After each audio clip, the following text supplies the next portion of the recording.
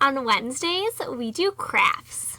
Hi there, it's Barbara Anna, and welcome back to my channel. I hope you're having a lovely day. So today I shall be making macaroons, French macaroons, which are kind of testy. So we'll see how it goes. I have made them twice before. Once they came out pretty good. Once, well, let's just say there were tears and I was sitting on the floor and they didn't come out how I had anticipated.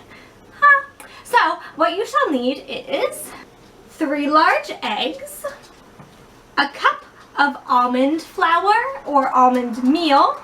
Now this is kind of hard to find, so you can grind up bleached almonds in a food processor. I found this at Ocean State Job Lot. 1 2/3 cup of confectionery sugar or icing sugar, powdered sugar, a 1/4 of a cup of sugar, a sifter, a bowl to sift into, parchment paper, plastic baggies, cookie sheets or baking pans, a hand mixer or a stand-up mixer, a whisk, a rubber spatula, a mixing bowl, gel food coloring, and do make sure it's gel because it doesn't really work with liquid. And then whatever you are going to fill your macaroons with. I have white frosting, strawberry jelly, jam, preserves, what's the difference? And a hazelnut spread because it was cheaper than Nutella. So Nutella. Also, side note, I apologize for any outside noises. The windows are open. I apologize for the dog. And when the lighting changes, because it's early evening and I guarantee I will have to continue this into the darkening time. So first you need to move all of this out of the way. So you have to sift your almond flour and your powdered sugar. So first I'm going to do the almond flour. If there are lumps in your almond stuff, then there will be lumps in your macaroons and you don't want that. So you want them to be as smooth as possible. Okay, so now I'm going to put that aside while I beat my eggs. Okay, so you want your eggs at room temperature and you're going to only use the whites of the eggs. Crack your egg on the bowl that you want the whites to be in. And just let those whites drip into the bowl and move your yolk back and forth to get all of the whites into the bowl. Now comes sort of the tricky part. You want to beat your eggs until they are soft peaks. Okay, so a soft peak is when you take it out and the peak sort of flops over. And that is what I have. So now what you want to do is you add a little bit of your plain, regular table cane sugar. And then we're going to keep adding the sugar till all the sugar is in. And then we're going to mix until they are stiff, glossy peaks. Let's hope for the best. So here are my stiff peaks, and one way to tell is if it doesn't really move on your beaters at all. So, ta-da! And this is the point where you put in your food coloring. Where did I put my food coloring? So, I'm going to make mine a light green, and as I said before, you need to use gel food coloring so you don't put any more liquid into your mixture. Also, you want to make this slightly darker than you think it should be because they will lighten as they cook. Oh, my camera shut off. Oh, great. Awesome. Okay, so what I did is I added the food coloring and then I sifted my sugar, my powdered sugar and my almond powder into this, and you take it and you fold. You don't mix. You fold it over until it gets this consistency, kind of like honey. So you want to have it drip in and then stay for a second and then disappear. So what I'm going to do next is take my pans and my parchment paper and put it out. And you do want to use the parchment paper because it's very hard to get them off if you do not. In a way, because the parchment paper kind of like moves to get it to stay, excuse me, is to take just a little finger of batter and put it on the corners of the pan. Now I'm going to take my baggie and put all of my macaroon batter into my bag. This is why having an extra set of hands would be great. So I'm going to snip the corner of my bag off, and you want them to be as round as possible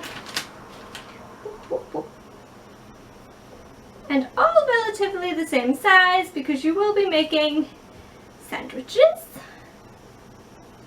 And you want to put them about an inch or two apart. And say a prayer that they don't spread out too much. Okay, and then what you want to do is lightly bang them on your table, on your counter, so they get all the little air bubbles out. Okay, you want to let them sit for an hour. So we'll see you in an hour. Okay. So I have 3 pans total, and I have my first pan in the oven, and you want to cook them at 285 for about 10 minutes until you pick them up and it all comes off at once. It shouldn't stick to the paper or anything. And I let these sit for 30 minutes, turned the oven on, so I made sure it got like as hot as it was supposed to, so everything was hot, and then I put them in for 10 minutes, and now I'm just waiting for the timer to go off, and then I'll put the rest of them in. So you want, so you want them to be smooth like an eggshell, but if you stick your finger in they will dent, but you don't want them to be sticky. So I'm gonna bake the rest of them once the first ones are done. Ooh.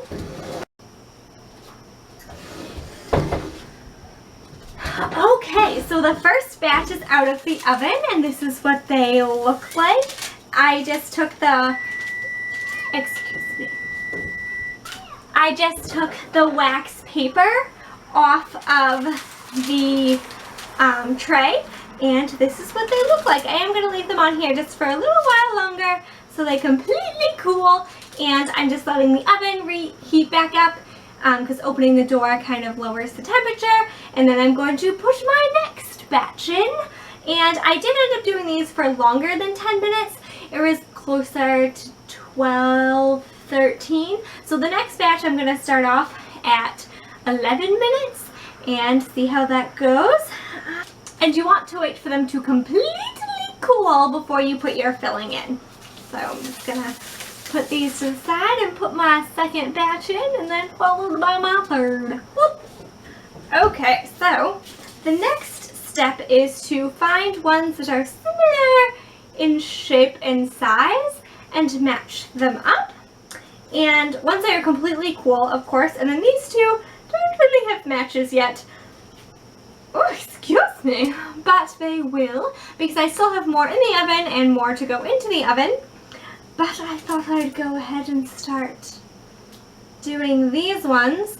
So what I'm going to do is I'm going to start filling them, and I have strawberry preserves, which is like strawberry jelly, and I'm just going to put a little dot on the bottom, some inside them, and you want to put it in the middle. That's way too much.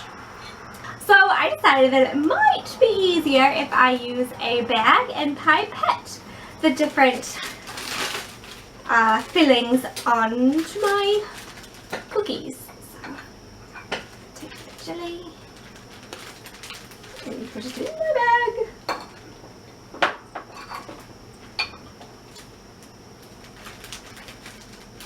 I don't want to be wasteful, so I'm not going to put too much. Because you only put like a little amount on each cookie.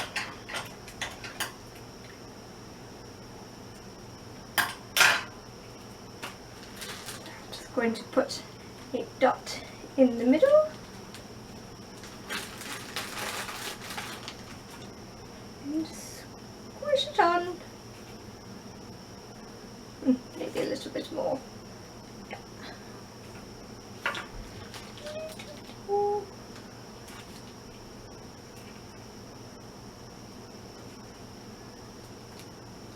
Of course you're squishing out the wrong side. Okay, look. There.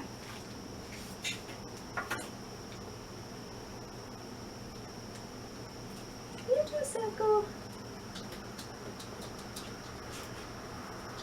Squish. So I'm doing a little circle around. And then, whoops, pushing it on. Give it a little squish so you can see the filling out a little bit.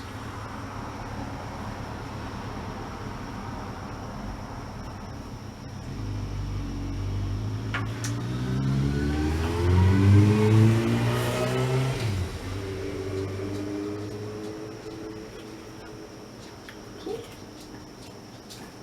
Let's do writing.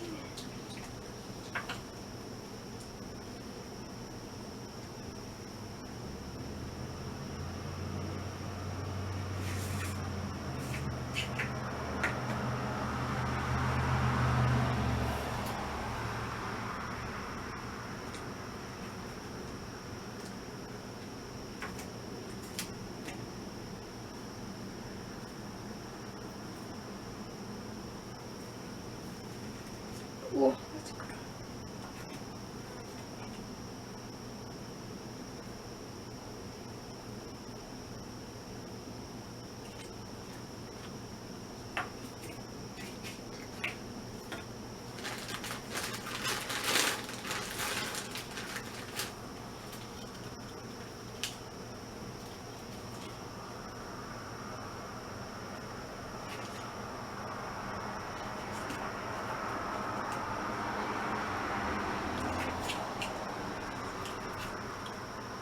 Okay, so those are all my jelly-filled ones. I have 1, 2, 3, 4, 5, 6, 7, 8, 9, 10 out of 30-ish of them. So, yes. Put those to the side. And I am going to put them all in the refrigerator to cool. Okay, so there are some of my macaroons.